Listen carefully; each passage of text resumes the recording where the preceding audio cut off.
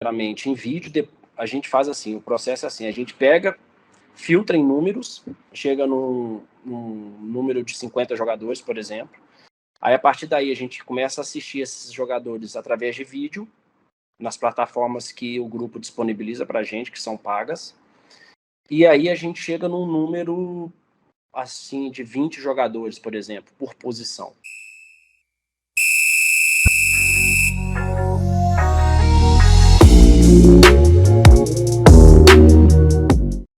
Em relação aos jogadores do Brasil, o que você tem a dizer sobre eles? Vocês ficam de olho em algum dos novos talentos que estão surgindo?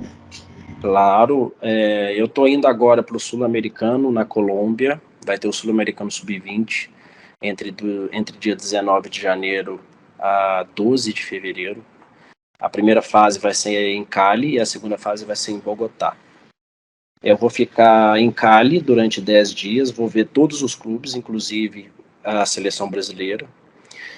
E eu acompanho muitos jogadores do Brasil porque é de mais fácil acesso, né? Então eu já estou aqui no Brasil, então a gente acompanha a partir dos 15, 16 anos, eu já estou de olho, eu já tenho uma lista que é dividido por categorias, por idades, que ali eu coloco, por exemplo, 15 anos, eu coloco uma lista dos potenciais jogadores que podem ser interessantes para cada clube com 15 anos.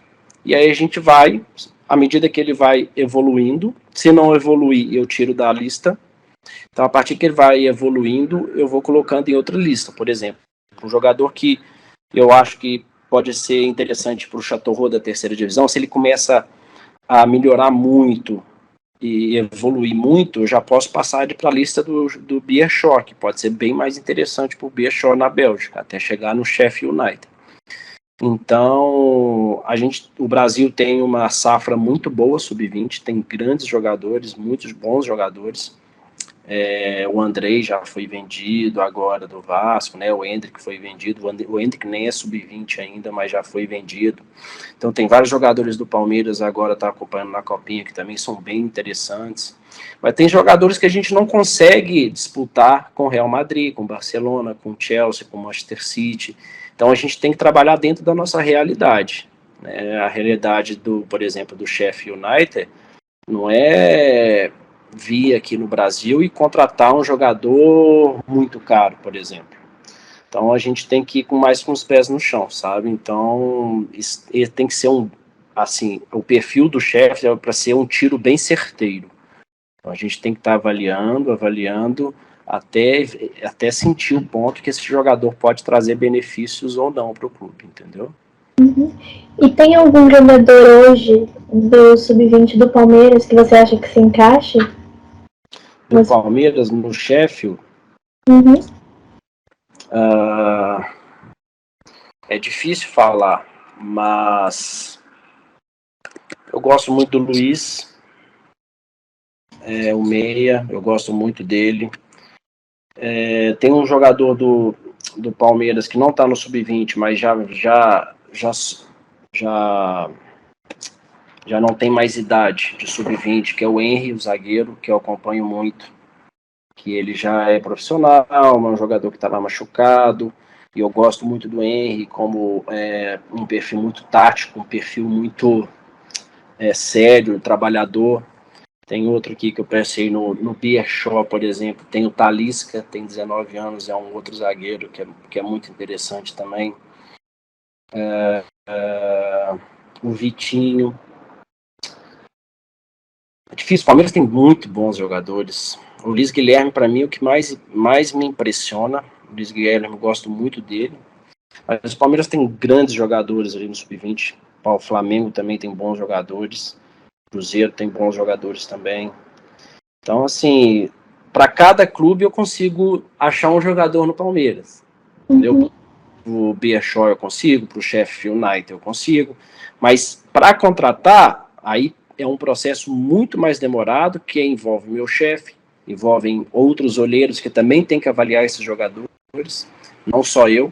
Então, se ele passa por mim, depois ele passa para os olheiros da Europa também, porque a gente tem que diminuir muito o erro, porque o jogador pode ser que ele não performe na Europa. Então, isso é fato, isso acontece várias vezes. Quantas vezes a gente já viu jogadores saírem do Brasil e voltarem para cá porque eles não se adaptaram, né? E aí ele era um baita jogador aqui no Brasil, com potencial enorme, mas voltou e não conseguiu mais performar, entendeu? Então isso é muito comum de acontecer. Então a gente tem que estar sempre atento a essas situações também.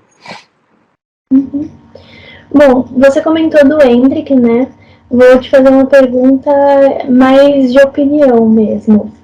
O Endrick é um jogador muito bom, tá ganhando cada vez mais espaço no time do Palmeiras, foi vendido, a gente viu, por 400 milhões de reais, então foi bastante coisa. E com isso, nessa temporada que vai se iniciar agora, o Palmeiras optou por não fazer nenhuma nova contratação.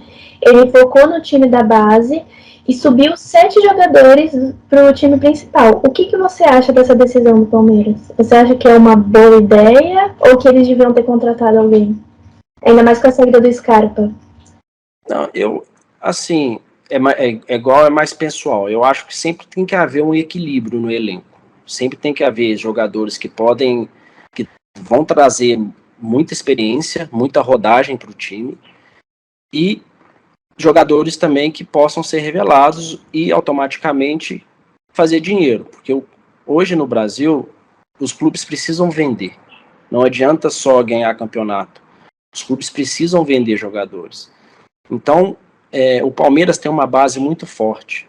O Palmeiras praticamente ganhou todos os torneios de base. Então, isso mostra muito a força da base do Palmeiras.